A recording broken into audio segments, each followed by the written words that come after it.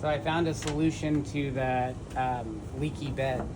This rubber gasket doesn't have enough stiffness to it, so I stuffed a piece of foam inside it. It's just weather stripping, or backer rod they call it. You can buy it at the hardware store. I guess it's for putting in between concrete or weather sealing and things.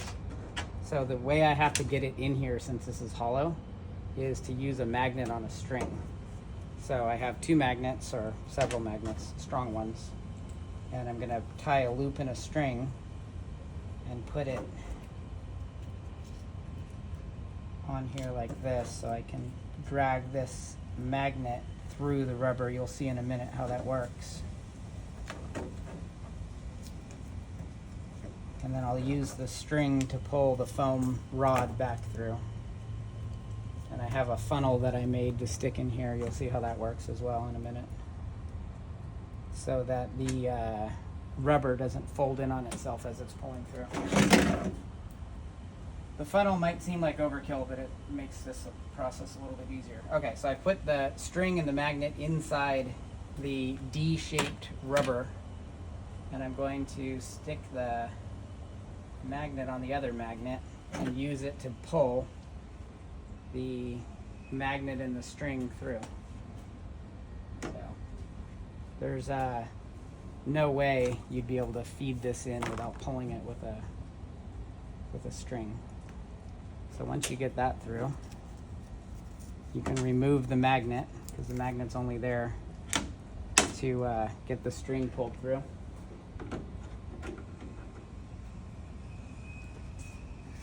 I know a white string would be easier to see, but this braided cord in a dispenser is what I have.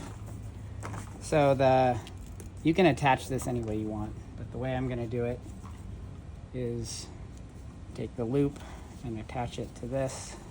Oh, I'm going to shove it through the funnel first. Shove it through the funnel first. Take the loop and pull it like this.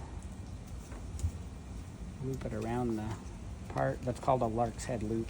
It doesn't really matter what you use, but if you want to use that, it would be helpful. And then I found the string comes off of the foam too easily if you don't use some tape. Duct tape would work. You're going to cut this off in the end.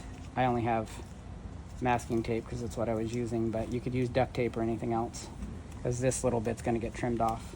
You want to leave enough extra out the ends so that when the foam shrinks back down to its original size, because we're going to stretch it right now and it's going to get a little elongated, but eventually it'll shrink back down to its original size. You want to make sure it still comes to the end, so we're going to cut it a little long and then tuck it back in. So that funnel is stuffed into the rubber, and that helps guide this in. Otherwise, the rubber wants to fold over on itself as you pull the foam in. So the funnel is just a piece of paper that I taped together, card stock that I taped together with some masking tape. So now I should be able to pull on this end, and you can see the foam rod should come through. Just pull slowly because there's a lot of friction here. You can see a bit of a bulge here. It's starting to pull through, and the whole point is this is very easy for water to get past, and this is a little more firm and water doesn't get past. So as long as you're not putting anything over the tailgate that's going to get pinched in here, it's better to have this rod. If you were doing like a bike tailgate pad or something, you wouldn't have this closed anyway. So taking up that extra bit of space makes this rubber gasket seal better. Nothing's perfect, but it definitely gets a better seal than it would otherwise.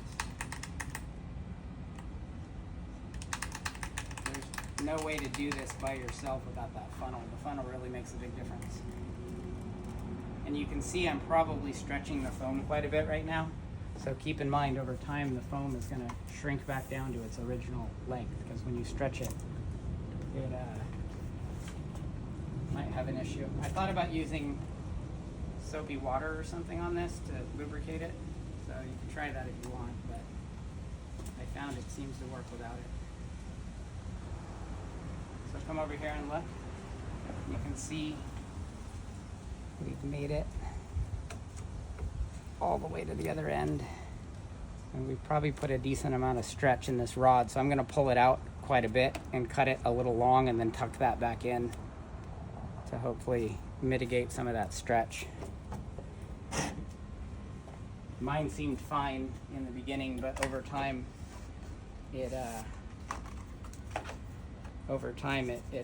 started pulling away from the edge here because it shrunk back down with heat and time. I'm going to push as much of this in as I can.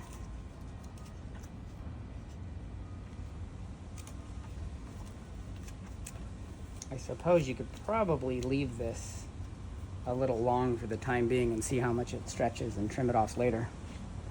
That might be wise. Last time I didn't do that because I was afraid it would interfere with the tailgate closing, but the tailgate closes pretty hard, so I don't think that'll be a problem. So I'm going to cut this one off, leaving it as long as I can.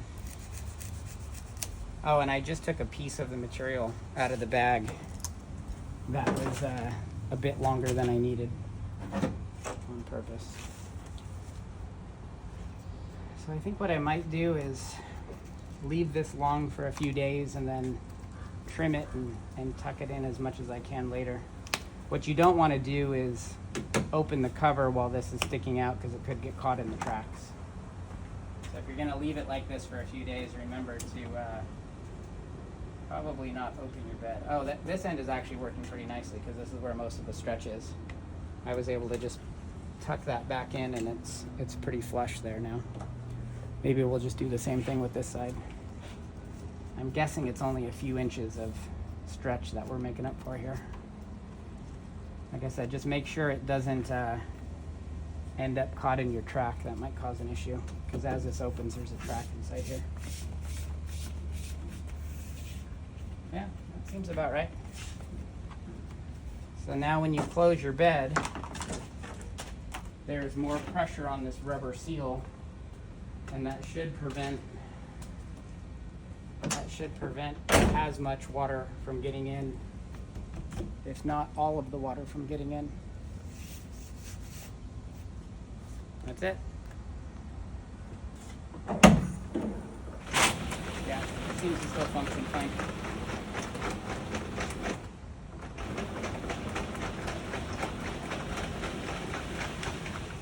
So that's my solution. Give it a try.